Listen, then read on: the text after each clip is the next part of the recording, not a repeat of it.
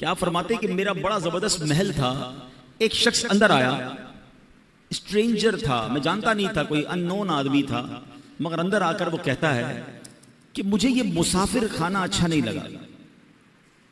حضرت ابراہیم بن ادم کہتے ہیں اتنا بڑا محل، اتنا بڑا بادشاہ کا محل، کہتے ہیں مسافر خانہ؟ کہتے ہیں حضرت آپ کو مسافر خانہ نظر آ رہا ہے؟ اتنا بڑا محل ہے، اتنی شاندار کمرے ہیں۔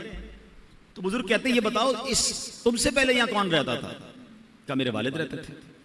کہا اس سے پہلے کون رہتا تھا؟ کہا دادا رہتے تھے۔ اچھا اس سے پہلے کون تھا؟ کہا پردادا رہتے تھے۔ تو کہا پھر بتاؤ مسافر خانہ کس کو کہتے ہیں؟ ایک آتا ہے پہلا چلا جاتا ہے، پھر اگلا آتا ہے تو اس سے پہلے والا چلا جاتا ہے، ایک آ رہا ہے دوسرا جا رہا ہے، مسافر خانہ نہیں تو کیا ہے؟ کہتے ہیں یہ بات مجھے میرے دل پہ اثر کر گئی کہ واقعی جس محل کو، جس جائیداد کو، جن چیزوں کو میں سب کچھ سمجھ رہا ہوں یہ تو جانے والی ہے۔ اور پھر حضرت ابراہیم بن ادم رحمۃ اللہ تعالی علیہ نے یہ بات جب اپنے کے دل میں بیٹھ گئی نا تو وہ اللہ تعالیٰ کی راہ میں نکل گئے، اپنا سارا مال اللہ کی راہ میں خرچ کیا، تارک الدنیا ہو گئے۔ تو آپ ایک بار دریا کے کنارے بیٹھ کر گدڑی سی رہے تھے، رضائی، تو ایک قریبی ریاست کا بادشاہ وہاں سے گزرا، اس نے کہا اے ابراہیم اتنی بڑی بادشاہت چھوڑ دی، آج دریا کنارے بیٹھ کر اپنی رضائی خود سی رہے ہو، تمہارے آگے پیچھے تو بڑے نوکر چاکر تھے، اس سے کیا ملا تمہیں؟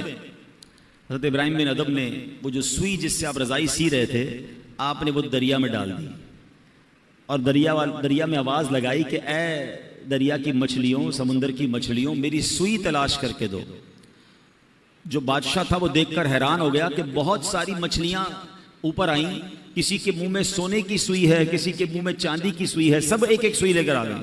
آپ نے فرمایا نہیں مجھے میری سوئی چاہیے۔ دوبارہ ایک مچھلی گئی اور سوئی لے کر آئی۔ حضرت ابراہیم بن ادم نے اس بادشاہ کو دیکھ کر کہا بتاؤ تمہاری حکومت اچھی ہے یہ حکومت اچھی ہے؟ جو اللہ کے لیے قربان کرتا ہے، جو اللہ کی طرف چل پڑتا ہے، اللہ پھر مخلوق کے دلوں میں اس کی عزت ڈال دیتا ہے۔